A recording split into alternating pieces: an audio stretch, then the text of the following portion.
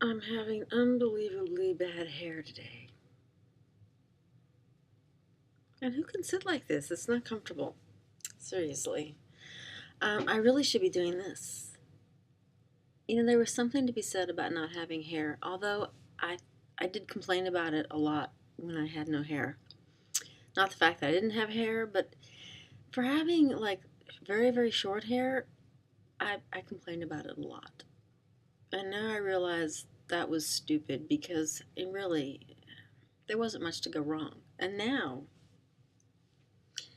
it's very humid today.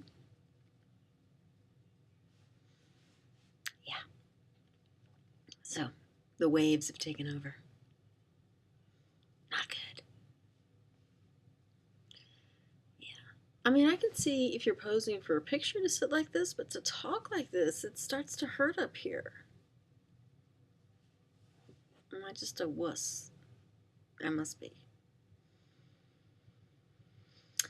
So, today, Thursday,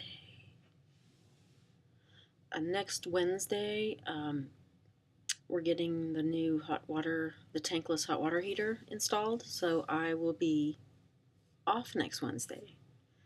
So I can babysit the plumbers. Um, so I've been getting, everything ready for the next week and trying to get, caught up so that Monday and Tuesday, won't be so overwhelming. And it makes me think about this secretary we used to have when I worked at the university in our office. She hadn't worked for us for very long. But she, I guess, was very efficient.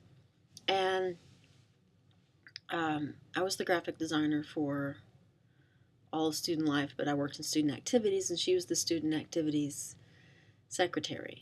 Ooh, cookies.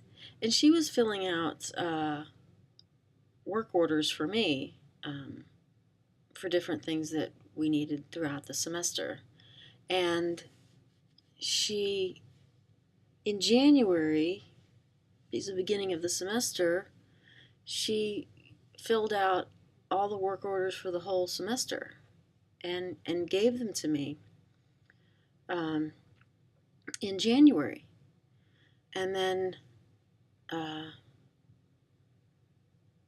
she wasn't feeling well.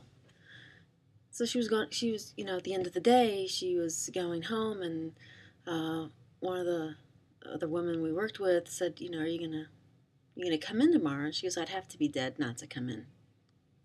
Well, the next morning came, she didn't show up, and we didn't hear from her. So that same woman who asked her that question was getting worried, and she just lived down the street. So she and another friend, another coworker, walked down to her apartment, and the police were there, and she inquired as to what was happening, and they said that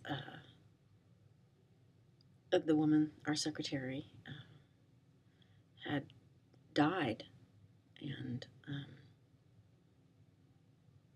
so the police were investigating what was going on, and what had happened was she had epilepsy, um, and she had had a seizure, and in the shower, and as she was going down, she grabbed the shower curtain, which fell over the drain, and she fell on top of the shower curtain, and she was passed out, and the water filled up, and she drowned. And the water kept going because she was in the shower.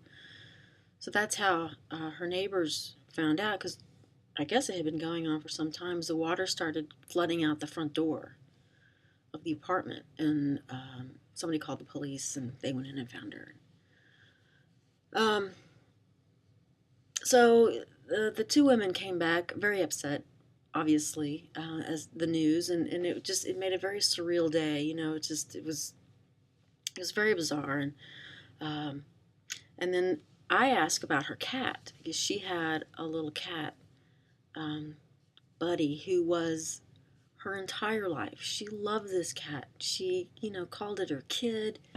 when she interviewed for the job, at the end of the interview, we were just sort of chit-chatting, and she whipped out pictures of her cat and showed us. And, she was a very eccentric lady. Not an old woman at all. I mean, she was, middle age, I guess. But her cat was everything to her. So when the woman came back, I said, what about her cat?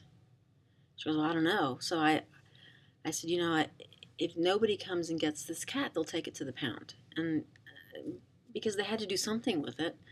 So she and I walked back down to the apartment, and the police were still there. And the coroner had left, and so they were just kind of milling about, I guess, still trying to figure out what was going on when we were there. And I said to the police that I wanted to get her cat, because I didn't want it going to not the Humane Society, but the pound. So they said, well, we don't want you going in, obviously, because still things were going on. So they went in, they got the cat and put it in the cat carrier, and I took the cat back to the office, and she always had a sweater on the back of her chair. So I took because the cat was kind of freaking out, obviously didn't know what was going on.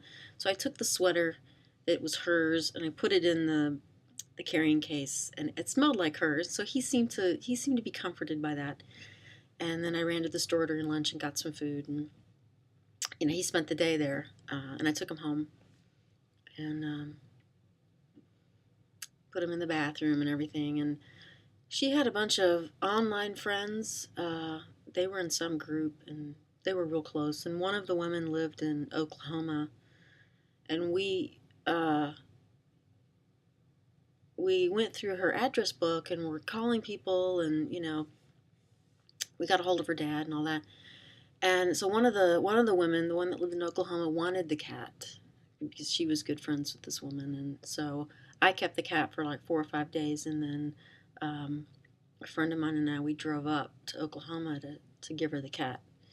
And so I felt good about that, because at the time I had 3 cats. I just couldn't have any more. And I would have kept the cat, because that's I couldn't get rid of it. I mean, that would be terrible. So I was glad that he was off to a good home and was going to be taken care of and everything. But for the rest of the semester, I was pulling out these forms that she had filled out back in January, and it was just weird that she didn't get to live to see these dates. And I think about that whenever I not that next week, God willing, I live through the week, right? But when you just do anything in advance, you're like, wow, what if, I would like to make it through next week and beyond. I think that would be lovely. But you just don't know, and I just think about that whenever I do stuff like in advance like that, because you're like, wow, you just don't know. But the whole rest of the semester for me was weird, because every few weeks I'm pulling out forms with her name on it and her handwriting, and it was weird. But we planted a tree on campus in her name, and all her online friends, they drove down from wherever they were.